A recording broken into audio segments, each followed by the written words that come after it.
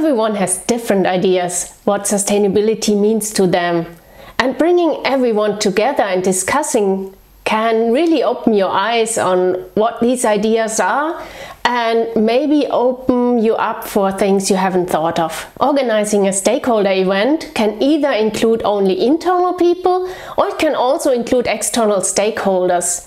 Each of the options has some advantages, and we will look at those later. But how exactly would you organize such an event, and who would you invite to such an event? Think of it as a potluck dinner. But instead of bringing dishes, everyone brings their ideas to the table about what sustainability means to them and what is really important to them.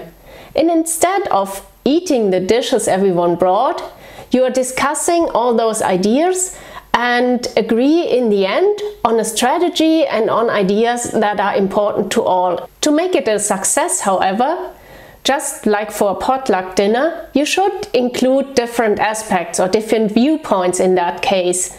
Or instead, you might end up with only having desserts. By the end of the event, you should have a clear understanding about what everyone expects from you and about some initiatives that you can start with. To make the event a real success and to also include some fun, you should organize it well. At least if you're not perfect in improvising, which I certainly am not. First of all, and most important, get some help. You need someone to support you also in the preparation of it. You need someone to challenge your ideas and to discuss with you so that in the end the concept will be better. And then you also need some help during the event. You will not be able to run around discussing with everyone, plus organizing everything, organizing the technical issues and anything around the event. So having someone to support you will really make the difference. Second, for me it's very important to define what I want to achieve before I start. I can still fine-tune that later. However, I made the experience that it's great to start with a vision. And then, next step, make a list of all the people you want to involve. Here, probably the stakeholder mapping template that I showed in one of my former videos might be very handy. Fourth step would be to plan the format and the agenda. You want to have it interactive, you want to change it between live presentations and interactive sessions, workshop sessions, to make it fun for everyone participating. Also, maybe you might include an icebreaker and some networking time. The next step will be to contact all the people you want to involve and to make it clear to them what they will expect and what's in it for them. Also, it might be helpful to include some backup options so that in the end, if some people are not showing up, you're still not running low in participants. The sixth step is to prepare everything well.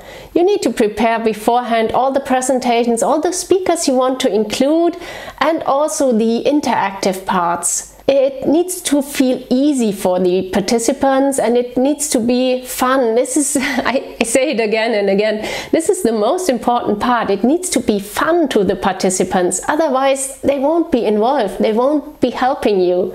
The seventh step then would be to hold the event. And here again, the help that you organize right at the beginning comes in very helpful, because then you will be able to run around, discuss with the participants and soak in all the insights that you can get. And then also extremely important, there's a last step, and that is after the event to follow up with the participants. You want to show them what are the outcomes. You want to show them maybe some first actions, some first ideas that you are developing, and you want to keep that connection ongoing. It's fantastic if you have that network, especially if it's to external people, to being able to ask them again and again and being able to contact them will help your strategy a lot. Now, what are the advantages of those events? You have live discussions and sometimes those lead you in very unexpected directions. You create a sense of community, and this is especially important for sustainability, as you can never reach your goals alone. You also build relationships that will help you along your way, and you will be able to make better decisions. And if you've made everything right, you will also have had a lot of fun. As I said at the beginning, there are advantages for both, either involving only internal people or also involving external people. But before I tell you which advantages I see there, please let me ask you a favor. I want to reach as many people as possible with these videos, as many companies as possible. YouTube can help with that by letting it know that you like the videos, or by subscribing to the videos, they will show it to more and more people. But now to the advantages of both of the formats. Having those events as internal events only allows you to go much more into detail. You can also discuss internal topics, of course. Having the event broadened and extended to the external people, of course, brings in more different viewpoints. Best would be to have both, of course.